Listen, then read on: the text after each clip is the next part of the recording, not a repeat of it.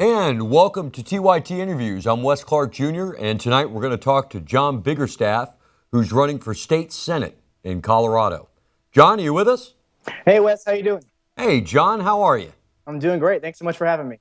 My pleasure. Now, you're running for state senate in Colorado, which puts you as a local politician, but over the years, I mean, if we look back on how the right wing pretty much took over this country in the last 20 years, they did it starting with local politicians. So you're in that seat now for the progressives. What can you tell me about what's happening in Colorado with your run right now? That's absolutely right. We've seen what the Tea Party has been able to do on a local level, and of course, we disagree with them as much as we possibly can ideologically. But we're definitely trying to model that kind of takeover on the local level. So here in Colorado, for example, I'm in Denver County. Trying to represent Senate District 33, which is north and northeast Denver County, and typically, there's not even a primary election, maybe 1 in 3. And this year we have primary elections going on all over the place, all the way down the line. We have progressive candidates have a real shot at winning these elections. Oh, that's great. Now, are you all linked in together and helping each other out, or is it every man for and woman for themselves?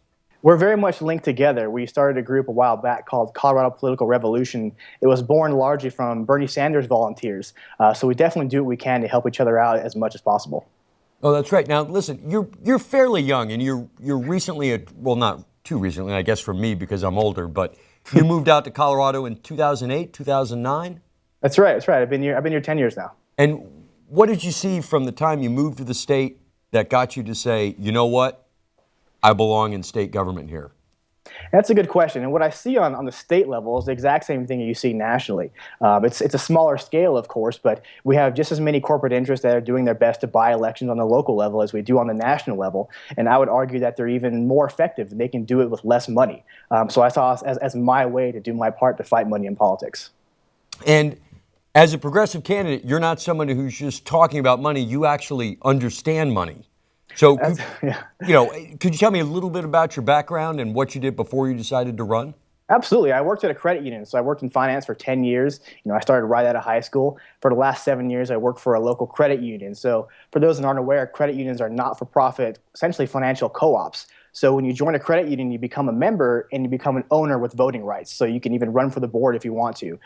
So basically what they're trying to do is when you go in and you want advice to buy a home, or really any kind of advice, stock market, what have you, you can go to somebody whose chief incentive is not to make money off you. Their job is to make you as happy as possible. And if you're not okay with the job they're doing, you can get on the board and you can vote to change some of those things. So I really think that financial co-ops like credit unions are the way of the future in the world of finance. So you're saying you're not going to be easily tricked and fooled with bond issues and stuff at a local level?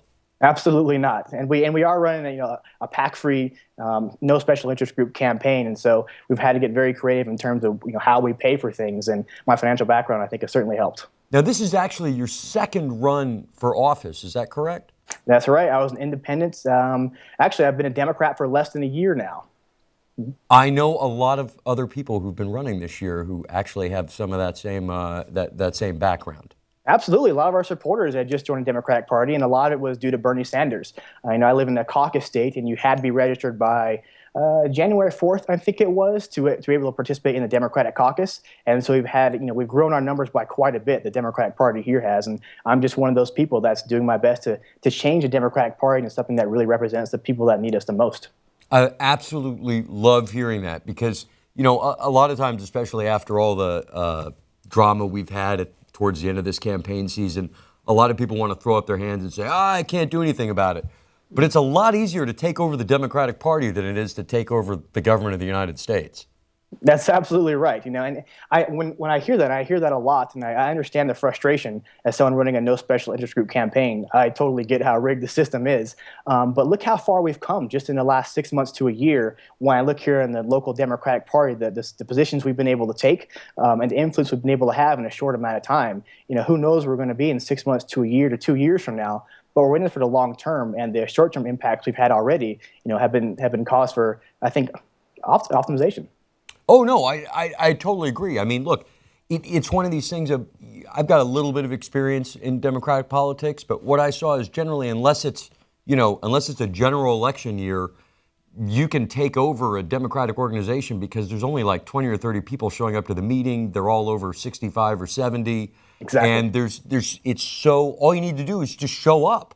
That's right. Yeah, a lot of the seats, if you look at the Democratic Party, they're supposed to be elected positions, but because no one actually has shown up to get them, you can just walk into those spots and become an influential member of the Democratic Party. And in many cases, we've done that. Now, do you see yourself in the future, John, sticking with politics and rising up above state level to get involved in national politics? Oh, who's to say? Running for Colorado Senate right now is the most forefront thing in my mind. It seems like the biggest task, definitely I've ever been faced with. But you never know. I think the progressive wave we're seeing. I definitely think this is just the beginning. So being at the very front of this to me is really exciting. I do too. I do too. You got a great name for it, man. Biggerstaff. I mean, come on. Who doesn't want to see like Biggerstaff for Congress? Biggerstaff penetrates the Senate. I mean, it's a perfect name. Exactly right. I was thinking of a slogan, vote Biggerstaff because size matters, but we ultimately decided against it. Now, let's go over some of the issues people are going to be voting for you. Obviously, you're against private money influencing our political system, especially coming from corporations. But can we talk a little bit more about issues like gun control, animal rights, education, charter schools, things that'll actually impact people in the local community? Exactly right, and that's one thing I think we've done a good job of is bring this huge issue of money in politics, which is a giant issue on all levels of government, but bring it down to the local level and say, hey, look, this is how this is affecting you. These are the interest groups that are investing. Here's what they want. Most recently, there was what we call an independent expenditure committee, which is kind of like a state-level super PAC. They can take unlimited contributions. We can't tell where it comes from. There's one in New York that's spending. They had $650,000, and what they are is a pro-charter school group. And so what they're doing in Colorado now is opposing candidates like myself that tend to be more in favor of neighborhood schools, or at least adequately funding neighborhood schools. So when I bring up an issue like money in politics, I say, hey, look, here's a group right here that's trying to essentially buy this election and make it so your vote doesn't matter, or your voice doesn't count. And those neighborhood schools need an advocate as well. So I think it really drives the point home when we can see how that money is influencing these elections, because these are things that people deal with every day. These are the schools they send their children to. Now, how about the environment? Yeah, that's another big one as well. Denver County is strongly Democratic. Whoever wins that Democratic primary is going to have no problem in the general. But if you look at some of the contributions from Democrats that have been running, a lot of those come from oil and gas companies. And I can absolutely tell you right now, they're looking at fracking in certain parts of North Denver County. And what are those contributions for? They're so they can have someone in office who will be in favor of them, proliferating the practice of fracking if it comes down to that. Doesn't Colorado have some of the same water shortages that we suffer from out in California? Yeah, water is a really big deal in Colorado. There's recently a large deal that they're working on in regards to the Western Slope. But water is a great example. And again, it's the people that need water, that don't have PACs, that don't have interest groups. Is their voice going to be heard if we have corporations that need water themselves dumping large amounts of money into these campaigns? And that's really the biggest problem. Great. Now.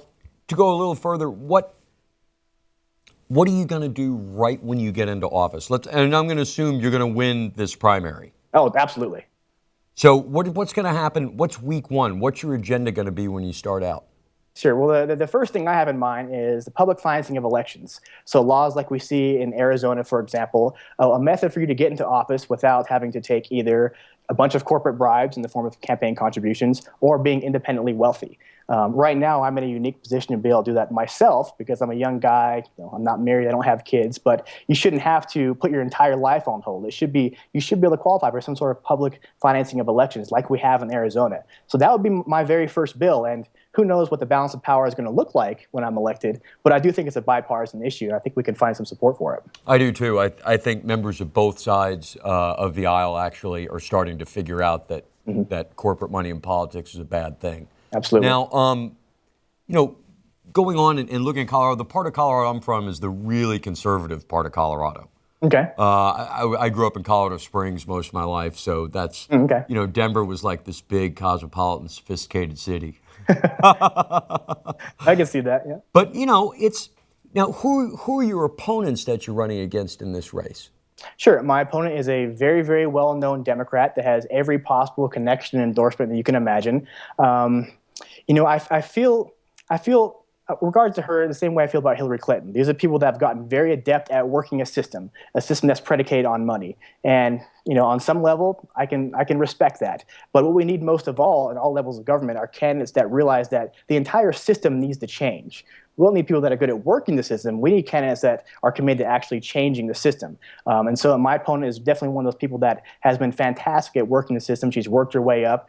She's great at raising all kinds of corporate money. The amount of money they have spent, trying to beat us so far, they could have bought, we joke, a Ferrari at this point. So I certainly respect that, but I absolutely agree that just like Bernie Sanders, hopefully will do, or definitely would have done, we need candidates in office who will actually transform the system that doesn't work for everybody. I absolutely agree. And I got to tell you, I got to be honest with you, you had a hot mic for about 10 minutes before we put you on. That didn't, none of that went out, but I was listening to it, and you're like, God, I wish I had somebody who could give me advice on things. And Exactly. first piece of advice, be careful what you say on a hot mic. Absolutely right. But also, I also heard you talking to a friend, I'm not sure quite how to sit or what I should look or raise an eyebrow. And it's better off if you never learn those things. Is it? Okay. Absolutely. That's all. And probably your primary opponent and stuff, these are all 1990s games in the dawn of, the internet news cycle when they told you, oh, just smile and keep looking at the camera like everything's great because people who aren't thinking respond to a smile. Right. But, for me, and frankly, I think for most of the people out there that are voting progressive, I think authenticity, reality, and if you're angry, be angry. If you're, happy, be happy. And Right. just the big thing is be yourself. Don't try and present a false front for people because if you got the right thing to believe, it really doesn't matter what the package it comes in is. Yeah, that's a great point. We were talking about that early. All the corporate money that they're spending, we honestly wondered what they're going to do with it all because they have so much of it. And the answer we found out is they just send out mailers. They spend $10,000 on a mailer every couple days, and that's what they're doing with these hundreds of thousands of dollars. Meanwhile, we've had to scrape by, with donations from individuals. So we've had to be very, adaptable and try to figure out new ways to reach people. And I think we've done that in a great way. A good example is Facebook has a live streaming feature now. So about a week ago, I went live and just answered questions. And we had, I think, like 1,500 people actually saw that. Those are and that good was free. numbers. Yeah, for absolutely free, and they spent all this money on mailers. So I think we're really, kind of on the cutting edge of what campaigns are going to be like over the next decade. Absolutely. Now, how are you going to get the vote out when it comes to the primary?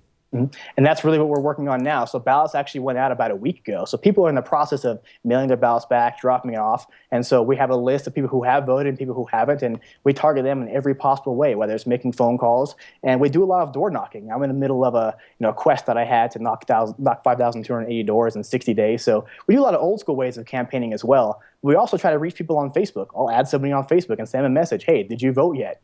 Things like that. But anything we can do to encourage that kind of participation that we saw during caucus. Well, Jon, thanks for joining us. Is there anything else we can add? First of all, can you give me the name of the website people need to go to donate to you or volunteer? I sure can, absolutely. It's jonforcolorado.com. There's a donate button right at the bottom. We accept donations from anybody who's a living, breathing person up to $400. Up to but nothing over 400. Right, that's the limit. Nice, very nice. Any other words we can for contact, next rally?